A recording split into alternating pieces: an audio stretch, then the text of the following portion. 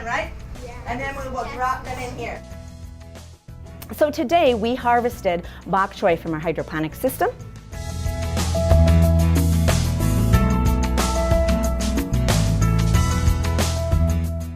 We're harvesting. So what we're looking at is taking food from field, this is our field, to our table to eating. Think about in a grocery store how long it takes you to get your food. Possibly say you want strawberries. Most of our strawberries are grown in California. They plant them, they grow. It usually takes longer to grow plants outside because we have the ideal conditions in here, right? We control the light, we control the weather, we don't have bugs. So they grow it, they harvest it, they put it on a truck, and the truck drives to us. Then it gets to the grocery store, and they set it out. Here, we're harvesting it, eating it. We'll have everything done in about an hour and a half, from harvesting to eating. Isn't that amazing? So hydroponics is growing plants in water with no dirt. So we started at a seed, a very small seed that we planted of bok choy, and where they sprouted in 2 days, and we planted them on October 1st. Then 5 days later, after they had sprouted, we moved them into our deep water system. And then in our deep water system, we wanted the roots to grow.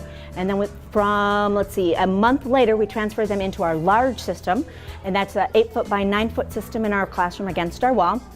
And then our seeds with the water flowing through, it's kind of looks like a marble run kind of. And then the water flows through and goes back into our reservoir, which we have a 40-gallon reservoir at the bottom. And then we put our nutrients into that, and the water helps the nutrients transfer into the roots of the plants, then go into the plants. Now, the big reveal are the roots. But if you recall, the roots, we'll start pulling them out. Okay, that's just Can you see how this would clog up the system? Why we're having it so full right now? There. I heard some comments about nasty. All right, let's pull out. Can you smell? Those of you over here kind of smell a little different. All right, let's pull this out again. Oh, and actually right there it kind of broke off a little bit. More because the plants right here weren't as big and there was no roots there. You can see the webbing here.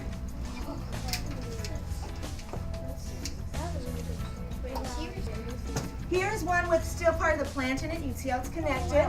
There's like cotton in it. It's not cotton, it's just the fine little webbing of the roots. The roots they're trying to get everything it can. So it's created this fine little webbing.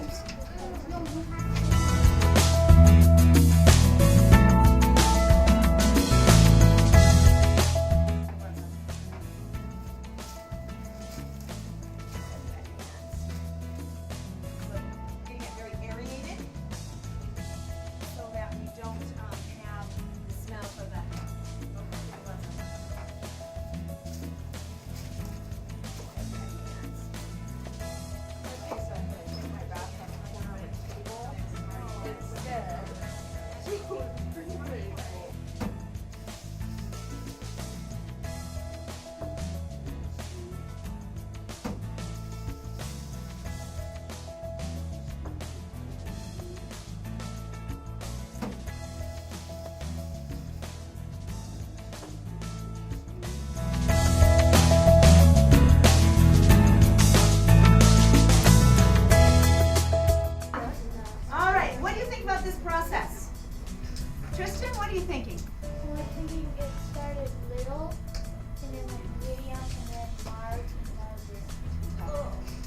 Now, my final question that I want you to talk about is what do the plants need to go from that little seed to big enough for us to harvest? Harvest. Are you thinking in your head? Turn to your partner.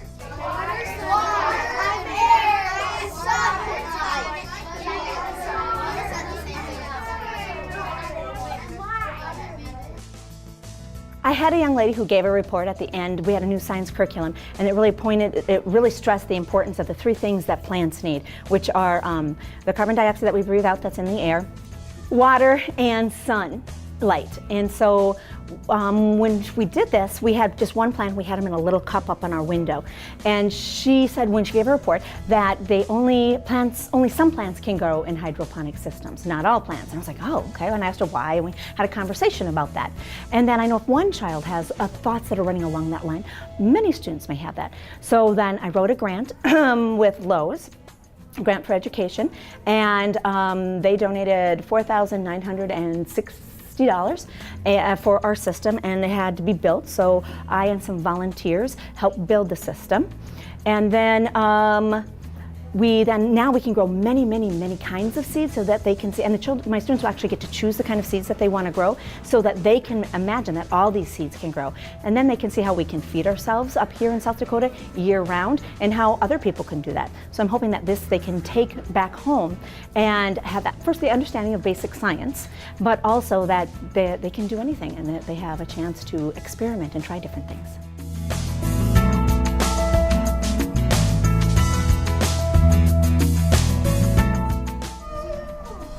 Ladies and gentlemen, for your eating pleasure, bok choy.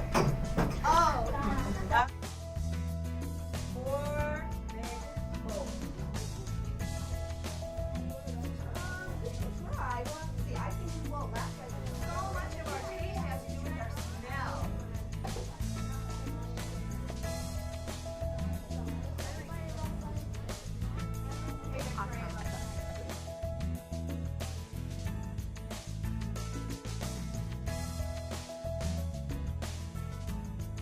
The biggest takeaway, I think, so many different things.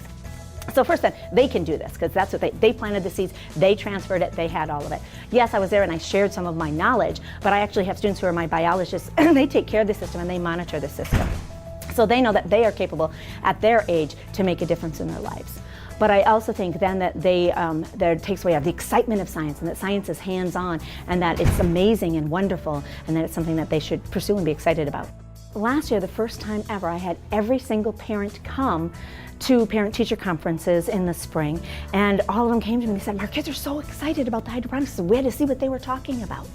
So I think it's not just the students that are so excited about it, they're taking it home, talking to their parents, telling their parents what they're learning, and then the parents are excited about the education their child has, and they want to come and see what we're doing in the classroom.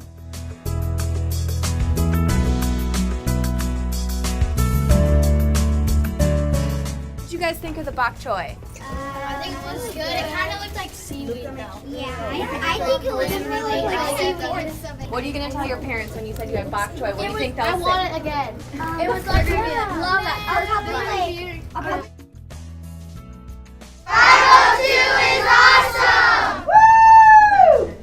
Look at your hard work.